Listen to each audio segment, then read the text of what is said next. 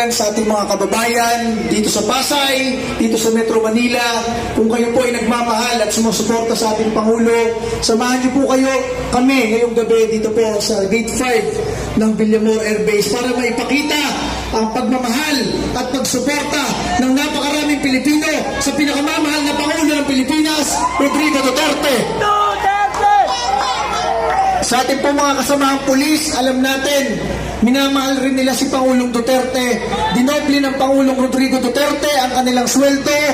Tinulungan sila sa paglaban sa mga teroristang NPA. Kaya naiintindihan natin ang kanilang sitwasyon ngayon. Nandyan sila, pero kanina mayroong mga pulis na naiiyak dahil mahal rin nila si Pangulong Rodrigo Duterte. Kaya tayo po dito, tayo po ang magsalita para sa ating mga kasamahang pulis at sundalo na hindi makakilos ngayon at napipilitan lamang sa kanilang ginagawa.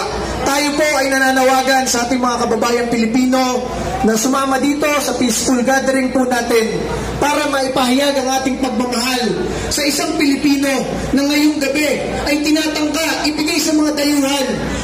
Yung ICC na yon, yun nga mismo ay tinanggihan na ni Pangulong Trump ng Amerika, binan sa Amerika. Bakit tayo?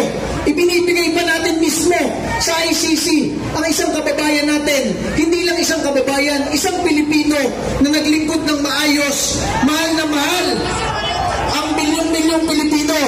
Ang kaisa-isang presidente ng Pilipinas na tinulungan tayo labanan ng mga durugista at kriminal at teroristang NPA sa ating bansa. Kaya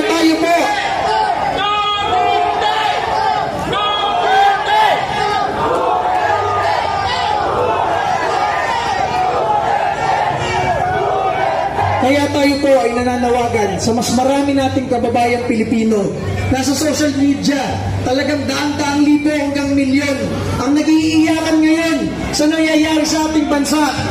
Kaya ang panawagan natin, yung ibang nandito sa Pasay lamang at nasa Metro Manila, samahan niyo tayo ngayong gabi dito sa Gate 5 ng Villamor Air Base para maipakita pa ninyo through your cellphones, through your Facebook Lives and TikTok na napakaraming Pilipino ang nagmamahal sa ating Pangulong Rodrigo Duterte.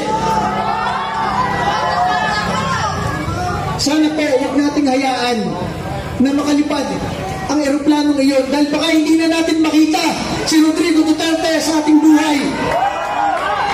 Sana po yung mga nagmamatsag sa media ngayon, nasa na yung TRO, kung nakalipad na ba yung eroplano, sana po banggitin nyo dito sa unahan para tayo po ay organisado sa ating ginagawa ngayong gabi kung anong susunod nating hakbang. At tayo po ay nagpapahayag ng suporta sa ating pangalawang Pangulo, Sara Duterte. Alam natin malungkot siya ngayon sa nangyayari. Pero ma'am, nandito ngayon ang maraming Pilipino, ang milyong-milyong Pilipino buong bansa, nagmamahal sa inyo at sa Pangulong Rodrigo Duterte. Kahit nagpalimbingan ng mga senador at mga kongresista, ang mga Pilipino ay hindi babalimbing.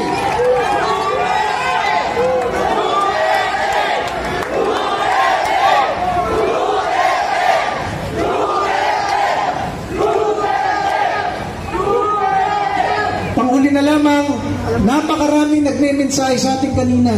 Mga opisyal ng PNP, mga opisyal ng AFP, lahat sila nagpapahayag na nalulungkot sila bakit ganito nangyayari sa ating bansa. Hindi lang sila makapagsalita. Ang ating Pangulong Rodrigo Duterte ngayon ay hawak ng PNP at nasa isang kampo ng AFP. Kaya ang masabi natin, sana po, samahan niyo kami dito sa isang peaceful gathering. Okay, interruption po. Mawalang galang po. Parating po ang ating VP ngayon. Papasok.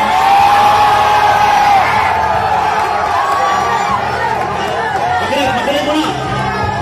Papasok po siya sa my gate. Anong? Hindi siya pinapasok sa gate 1 para dalawin ang kanyang ama. O ano ba ang mayroon na hustisya ngayon? Para tingnan niya ang kalagayan ng kanyang ama. Parating siya ngayon dito, antayin natin, abangan natin. Yung wire po, wire. Huwag apakan ng wire po, please. Hanggat maaari po, huwag tayong umuwi. Suportahan natin ang Duterte. Suportahan natin para hindi matuloy ang pagdala nila sa ibang lugar sa ating dating presidente. So, sangayon ba tayo lahat pagka umaga rito? Okay. Sigaw natin, walang uwian! Walang uwian! Walang uwian! Walang uwian!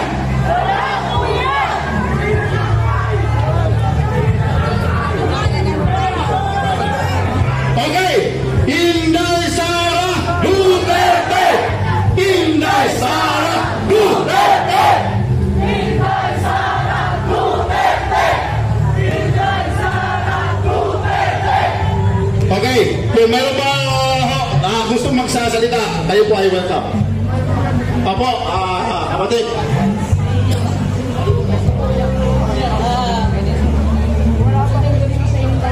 Alam natin, hindi po maganda ang gawin ng lahat.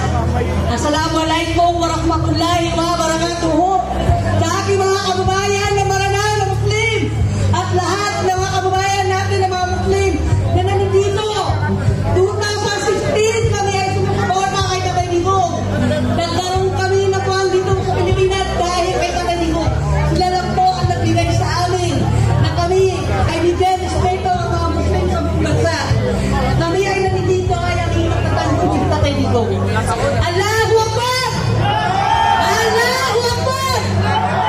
Allahu Akbar! Ang ibig sabihin po ng aking sinasabing Allahu Akbar ay aming kapayapaan. Palabasin niyo po at palayain niyo si Tatay Digong. Wala po siyang ginawa sa inyo. Wala kayong tangganaon. Kaya kayo nanalo at naibalik sa Malacanang. Dahil sa anak niya, si Duterte, Sara Duterte. Bakit niyo ginagawa at inaapin niyo? Kaya naidinig ang tatay niyo, wala kayong tangganaon. Tandaan niyo yan! Ano ba ang ginagawa niyo? Pang-aaboso niyo sa mga Pilipino. Pati ba naman ang Duterte na tumulong sa inyo na may balik kayo sa Malacanang? Hinahuson niyo rin. Bakit? Palayain niyo. Kami na mga Moro ay kakampi ng Duterte at kakampi ng mga kababayan Kristiyano. Ayaw namin ang naaaki. Yan ang tandaan niyo, Marcos. Ay di na itinuring ka na kapatid ni Vice President Sara Duterte. Itinuring ka niya na best friend. Bakit naging mangga ka na? Naging mangga ka na sa Vice President. Nakakamura ka talaga. Pero sobra na kayo. Bakit yung ginawa sa tatay? Matanda na yan. Matanda na po sa tatay Digong. Bakit di mo yan kinuha? Naglabak ang Supreme Court ng POR. Ibig sabihin, hindi nyo po pwede inabas si Tatay Digong o POR ang President Trump. Wala pong ICC. Ang pinakalabas nyo na signature na ICC ng Italia ay kinopya. Dinoktor nyo po para masabi nyo na yun ay ICC. Ang sabihin nyo, kayo ang nag-alang ICC sa bansa na ito. Ano pa ba ang gusto niyong gawin? Hinaktangan nyo kami mga bansa dito. Mga Pilipino, anong ginawa nyo? Kinuha nyo ang pera na perhen. Lahat-lahat. Wala kami nagawa. Lahat-lahat. Pati ba naman ang Tatay Digong na nagbigay sa amin ng karapatan dito sa bansa ay kinuha nyo. Bakit? Alam di ba ang kinuha nyo? Hindi yan ICC ang ginawa nyo. Tawag dyan ay kinidnap nyo. Malinaw na kidnap. Malinaw na kidnap. Malinaw na kidnap ang ginawa nyo kay Tatay Digong. Yun ang totoo.